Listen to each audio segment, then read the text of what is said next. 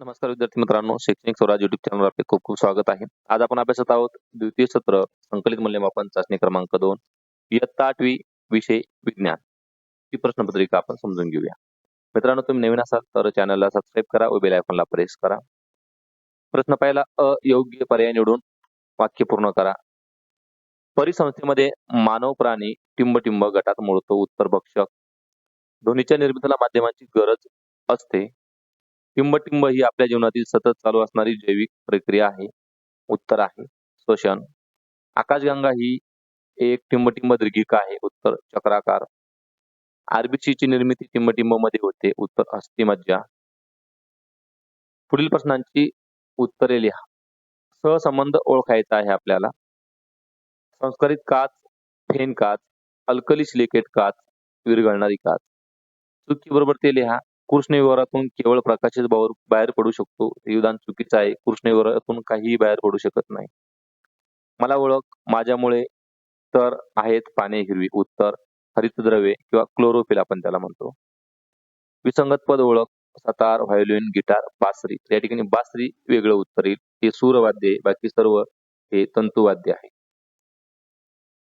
पृथ्वीला सर्वात जवळचा तारा कोणता? उत्तर सूर्य. पुढील प्रश्नांची उत्तरे लिहा. कोणतेही 6. त्यामध्ये एक आहे शास्त्रीय कारणे लिहा. परिसंस्थेतील वनस्पतींना उत्पादक म्हणतात. याचं कारण आहे वनस्पती सूर्यप्रकाशाच्या मदतीने प्रकाश संश्लेषण प्रक्रियेद्वारे स्वतःचे अन्न स्वतः तयार करतात. त्या सौर ऊर्जेचे रूपांतर अन्नातील रासायनिक ऊर्जेत करतात.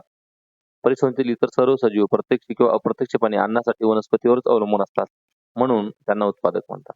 आता जोड्या जुळवा. मानवी सौरयंत्र, सूरतंतूची कंपने, ध्वनिवर्धक, पडद्याची कंपने, जलतरंग, ध्वनी हवेच्या स्तंभातील कंपने आणि नादकाटा, धातूच्या भुजांची कंपने. दीर्घिका म्हणजे काय? असंख्य तारे, त्यांच्या सूर्यमाला, वायू व धूलिकण यांच्या एकत्रित समूहाला दीर्घिका म्हणतात. तापमापीच्या फुग्याची काच पातळ का असते? कारण तापमापीच्या फुग्याची काच पातळ असते, जेणेकरून बाहेरील पदार्थाची उष्णता फुग्यातील द्रव्यापर्यंत त्वरित आणि सहजपणे पोहोचू शकेल. आहारात मिठाचे प्रमाण कमी असावे, कारण स्पष्ट करा. आणि टिपा लिहा. प्रकाशीय काच. प्रकाशीय काच ही अत्यंत शुद्ध आणि पारदर्शक काच असते.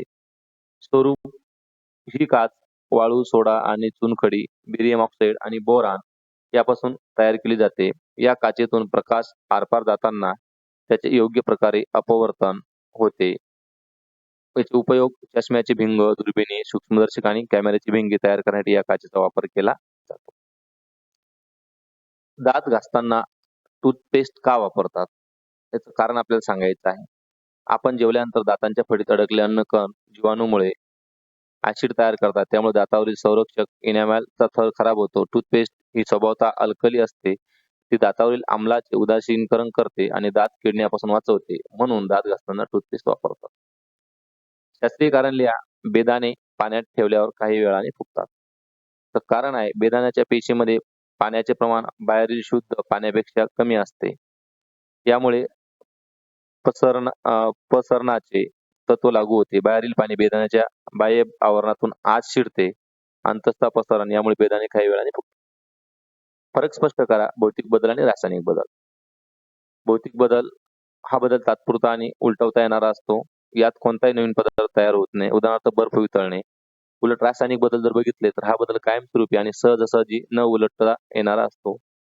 यात नवीन गुणधर्माचा नवीन पदार्थ तयार होतो. उदाहरणार्थ दूध फाटणे किंवा लोखंड गंज. नियमित व अनियमित परावर्तन यातील फरक स्पष्ट करा. नियमित परावर्तन गुळगुळीत आणि चकचकीत पृष्ठभागावरून होणाऱ्या परिवर्तनाला नियमित परावर्तन म्हणतात. यात आपाती किरण समांतर असतील तर परावर्तित किरण एकमेकांना समांतर असतात. उदाहरणार्थ आरशावरून होणारे परावर्तन. अनियमित परावर्तन खडबडीत पृष्ठभागावरून होणाऱ्या परावर्तनाला अनियमित परावर्तन म्हणतात. यात आपाती किरण समांतर असले तरी परावर्तित किरण वेगवेगळ्या दिशेने विखुरले जातात. उदाहरणार्थ पत्रावरून होणारे परावर्तन. टिपा लिहा. बायोम्स म्हणजे काय? तर मोठ्या क्षेत्रातील विशिष्ट हवामान आणि त्या हवामानाशी जुळवून घेणाऱ्या वनस्पती व प्राणी यांच्या एकत्रित समूहाला बायोग्राफिक रिजन्स म्हणतात. उदाहरणार्थ वाळवंटी बायोम, साधारित वर्षावने, गवताळ प्रदेश इत्यादी. श्वेतबट्टूबद्दल माहिती द्या. जेव्हा सूर्यासारखा मध्यम वस्तुमानाच्या ताऱ्याचे इंधन संपते, तेव्हा तो अंकुचित होतो आणि त्याचे रूपांतर श्वेतबट्टूमध्ये होते. या ताऱ्याचा आकार पृथ्वीसारखा लहान असतो, परंतु वस्तुमान खूप जास्त असते. शाब्दिक समीकरण लिहून स्पष्ट करा. श्वसन हा एक रासायनिक बदल आहे.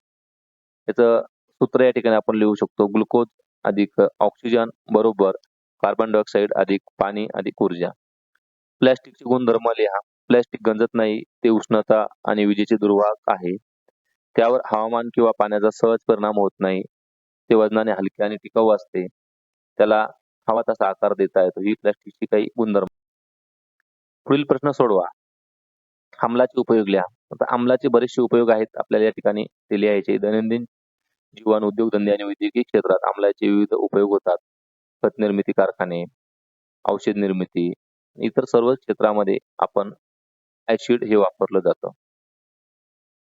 मित्रांनो, तुम्हाला परीक्षेसाठी खूप खूप शुभेच्छा. तुम्ही चॅनलला सबस्क्राईब नसेल केलं तर चॅनलला सबस्क्राईब करा व बेल आयकॉनला प्रेस करा आणि हा व्हिडिओ आपल्या मित्रांना सुद्धा शेअर करा. शेवटचा प्रश्न आहे, श्वसन संस्थेची नामनिर्देशित सुबक आकृती काढा. तर अशा पद्धतीची आकृती तुम्हाला या ठिकाणी काढायची आहे आणि नावे द्यायची आहे त्याला. मित्रांनो, तुम्हाला पुन्हा एकदा परीक्षेसाठी खूप खूप शुभेच्छा. आपण पुन्हा भेटूया पुढील व्हिडिओमध्ये. थँक्यू.